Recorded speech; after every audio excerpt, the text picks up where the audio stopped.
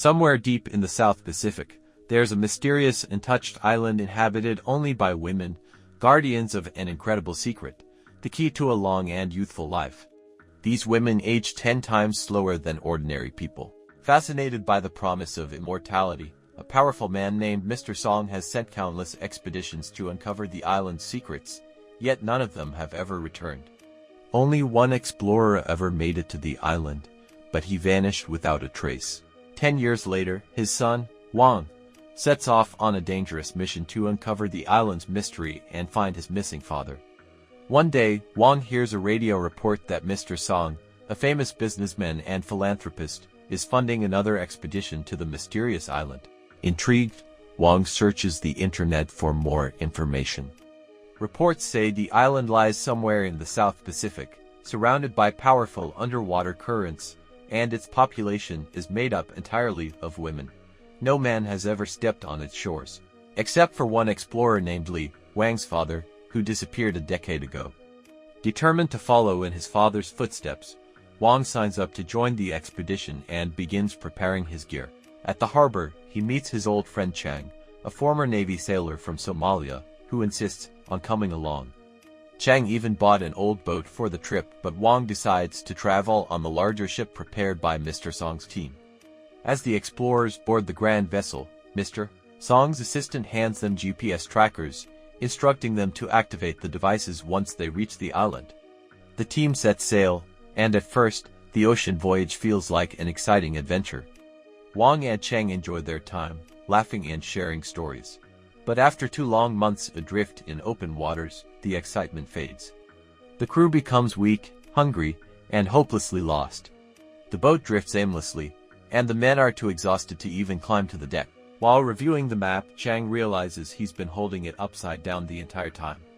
Frustrated and drained, Wang collapses onto his back, staring up at the blazing sun, when suddenly, a seagull's droppings land squarely on his face. Disgusted, he wipes it off, but then notices a flock of birds circling in the distance. That can only mean one thing: land. Wang grabs his telescope and spots an island on the horizon. However, fierce coastal waves make it impossible to reach by boat. With no other option, the two friends jump into the water and swim for their lives. Battling violent tides, they finally reach the shore, completely exhausted. As Wang opens his eyes, the first thing he sees are women, standing tall, pointing spears and arrows right at his face. Before he can react, he faints. When he regains consciousness, he finds himself surrounded by armed women. Chang tries to greet them in several languages, hoping to find out where they are, but the women respond in Chinese. The men are stunned. After 2 months at sea, could they really have ended up back in China? Chang assumes they've stumbled onto a remote film set and that the women are just actresses. He grins, waves, and even asks to see the director. Offended, one of the women hits him hard with a club, knocking him to the ground. The tribe captures the 2 men and locks them inside a bamboo cage. One of the islanders tells them that in the last 500 years, only a few outsiders have ever managed to reach this island. Chang can't believe it. The women look so young, but Wang realizes exactly where they are. They've found the legendary island that holds the secret to long life. That night, Wang whispers to Chang that they must escape. Using a small knife, they cut through the ropes and quietly sneak out once darkness falls. But their plan goes sideways. Chang triggers a series of hidden traps in the jungle, while Wang takes a different route and ends up stumbling into a nearby village. Trying to stay hidden from patrolling guards, he slips into a small hut, but then hears voices approaching. 2 sisters, Mu Yang and her younger sibling, enter the room and start talking about the strange visitors who arrived on the island. As Mu undresses and steps into a bath, Wang crawls toward the exit, only to bump into the younger sister. He tries to bribe her with candy to keep quiet, but instead, she screams for help. In seconds, a group of armed women rushes in and captures him again. He's dragged before the elder women of the tribe, who must decide his punishment for seeing one of the islanders naked. Just as the verdict is about to be announced, Chang bursts into the hut, dirty, bruised, and ready to fight. But his clumsy threats only make things worse. The women quickly overpower him too, and both men are tied up once again. The tribe's matriarch declares that the strangers must be executed but insists on learning why they came to the island first. Wang explains that he's searching for his father, the explorer who arrived more than 10 years ago. To his shock, the elder woman recognizes the name. Her expression hardens, and she says she wants to find that man herself, not to welcome him, but to kill him.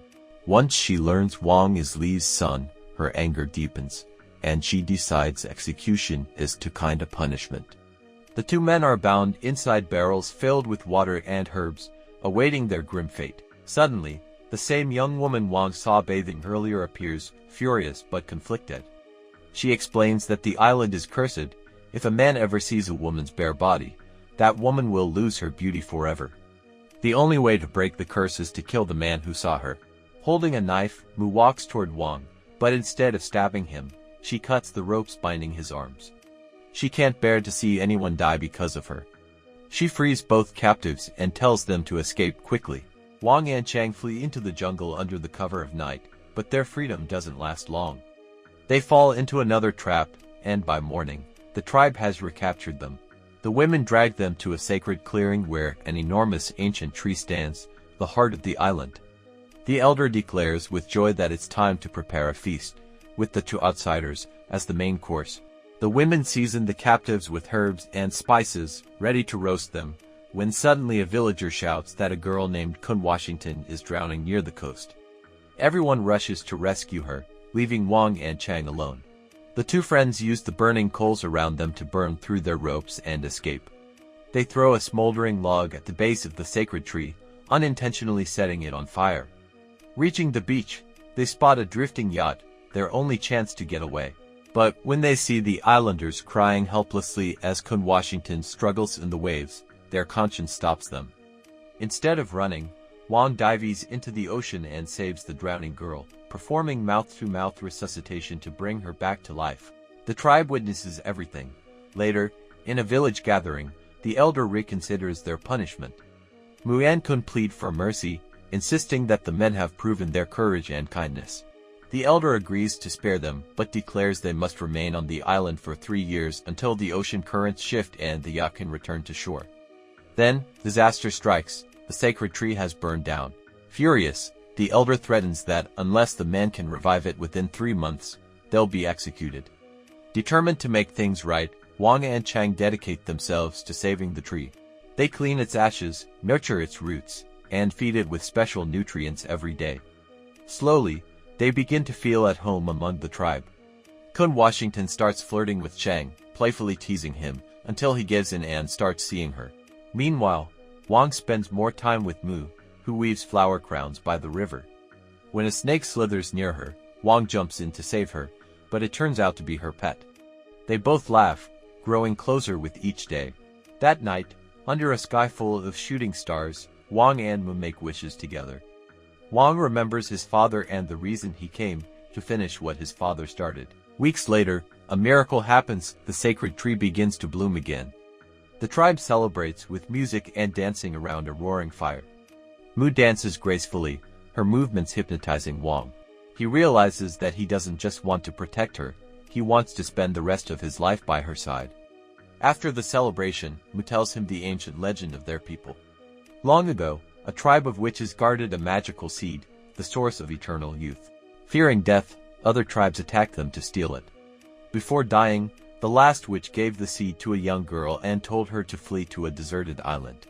The girl planted the seed, and over centuries, the island flourished.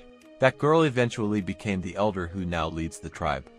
The next day, Mu takes Wang to a hidden part of the island where his father was last seen. There, he finds an old explorer's journal written by his father, who describes the island's tragic history and pleads with his son to understand the choices he made. Wang decides to finish the mission, not by leaving, but by staying and protecting the island. Chang, tired of modern life and pollution, agrees. Together, they destroy their GPS tracker so no one can ever find the island again. But as they toss the device into the water, it accidentally reactivates, sending a signal straight to Mr. Song.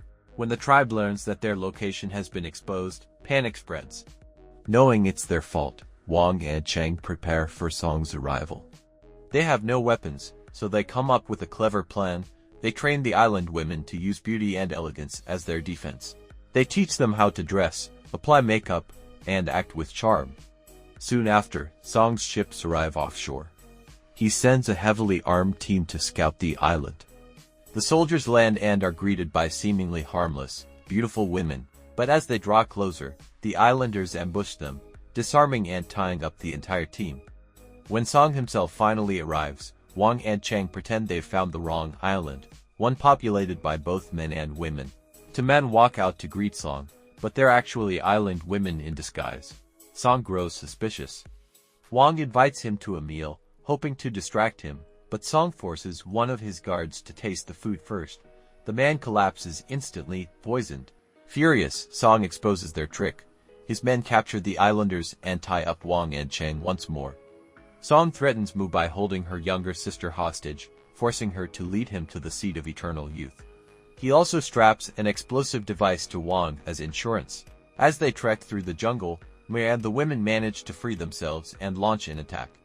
Song, obsessed and deranged, chases Wang to the coast, demanding the seed. Wang refuses to tell him, even under threat of death.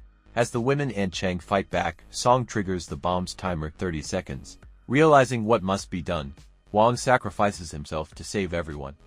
He runs into the crashing waves, the device beeping faster and faster. In those final moments, memories of his time on the island of Mu, of peace, of love, flash before his eyes. A massive explosion erupts over the ocean. On the beach, the survivors collapse in grief. Mu falls to her knees, sobbing for Wang. But then, Wang's eyes slowly open. Exhausted and half-conscious, he looks toward the familiar coastline of the island, still alive. As always, you'll find the movie's name in the description below. And tell us, how do you interpret the ending? Did Wang truly survive, or was it all just a dream? Don't forget to like this video, subscribe to the channel, and stay tuned for more amazing movie recaps.